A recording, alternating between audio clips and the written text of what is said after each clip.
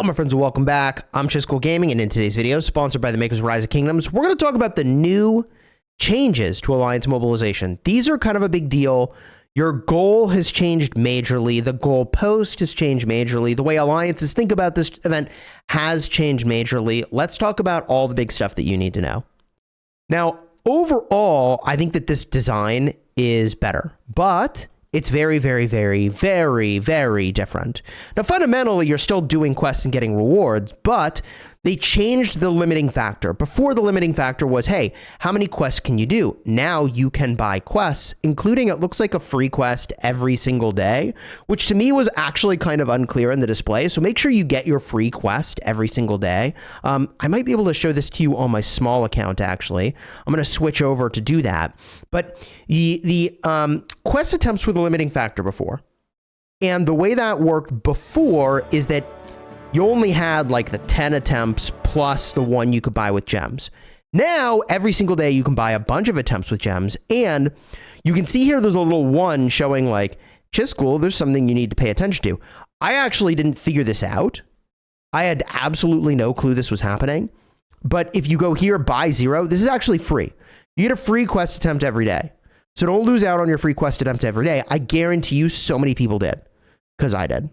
So don't be a bozo like me, okay? Free quest attempt every day, 0 gems, got your free attempt. But after that, it's 300 gems, 300 gems, 600 gems, 600 gems, and the cost is going up and up and up and up and up and up and up. Now, this means that unlike what we had before, where the goal was to do as many 240 quests as possible to maximize your individual score, because like once you did your 11 quests, you're done. Now, you could do a ton of quests every single day, depending on how many gems you want to spend.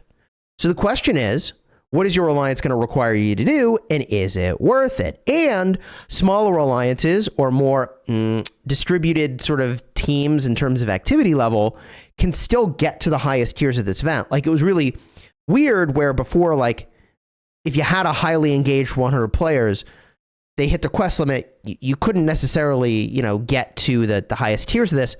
Now, you probably can, okay? You probably can, and you just need the people you have to be really doing more. Now, I don't know if they raised the total alliance score required here or not, but obviously 800 individual points is going to be required on this board to get all the rewards here. So you're going to want to get your individual points at a minimum, and I would say do much, much more than that, okay? So now the goal is not necessarily to go get only 240 quests, although that's still better. Now, depending on how many gems you want to spend, there's all kinds of quests related to gathering, etc., that are worth getting. For me personally, I don't know, man. Like, it's a lot of micro to be looking in here all the time and getting gathering quests, and like, I just don't know that I have it in me personally. I liked just being able to get my quests done, spend my way through them, and not have to think about it, and just be like, boom. Like, I got 3 kids. I got a lot of obligations in game. Lots of games that I play, even as you see on this channel. Like, I'm trying to get it done fast with the least amount of thinking possible, personally. But if you're really trying to maximize your points, you should be coming into this shop or this board all the time, taking things like these gathering ones, and now you get 2 currencies here. So you may be looking at this being like, what is like cresty thing divided by circly thing, right? Which was my initial reaction. These are representing 2 different things. The thing on the left is the amount of points that you're giving to the team. And the thing on the right is this currency over here, contribution coins. Those contribution coins are exchanged in a shop, which is why, whereas before, if you were getting quests done, you might have wanted to do like only the biggest quests. Now, you technically could get more coins doing a higher quest sort of velocity or count, I should say, and doing some of the lower ones, but doing just way more of them and spending a small amount of gems if you wanted to sort of make that happen, okay? Now, the other thing that's new is this area over here, the featured area. And this, you get these quest crests. You get them from a bundle. Let me switch back to the big account, and I'll show you the bundle here. We'll go buy this thing. But that lets you pick whatever quest you want, and I would hope that you can just do featured quests kind of like back to back to back to back, and that there's no cooldown on that spot. But for the sake of the vid, why don't we figure it out? Okay. Now I'm going to commit a sin and do this in a way that like you really kind of like shouldn't, but I'm going to do it anyways. Okay. Sin number one is like, remember that Thanksgiving events are around the corner, presumably. So wait for the Thanksgiving events when there's going to be recharge if your spending is limited. And like, obviously most people playing this game are not going to like spend a bunch and then also spend a bunch in Thanksgiving. It's the whales and big spenders that go do that. So, you know, even on my small account, I'm waiting to time all my spending related stuff to be when the Thanksgiving stuff is here, and there's hopefully some recharge rewards. But there is this quest with the best bundle. This is going to run you $5, $1 per quest for the convenience, and you are buying the convenience only. That's all it is convenience of getting the quest you want when you want it. That's the whole thing. Okay. So for the sake of the vid, I'm just going to buy it. I would not normally do that because buying that bundle could also be something that's contributing towards a quest, funny enough, because it gives you 1,000 gems. But for the sake of the vid, I'm just going to buy the bundle and show you how this works. And I'm going to buy some stuff, again, in a way that I wouldn't normally approach it, but for the sake of the vid, I'm just going to do it. What do I want to do? Do I want to spend gems? Do I want to buy a bundle? I suppose spending gems is a bit more reasonable for me here. So let's do the big spender. Okay, 15,000 gems. Ooh. So I'm going to select that one. Now, the funny thing is I didn't need to select it because they're like literally right here. So rip bozo. Big time. But I want to show you this. So that's the whole point. So now I'm going to spend my 15,000 gems. So I'm going to swing on down here to VIP shop. This is a pretty easy 12,000 gems right there. And if I want to do some more, which I need to, let's just get 1, 2, 3, 4, 5. So there's my 15,000 gems, right? We complete this quest, and I can do this again right away. So I'm showing you this, right? Just to show that, like, if you're impatient, you can literally pay your way through that problem. Okay.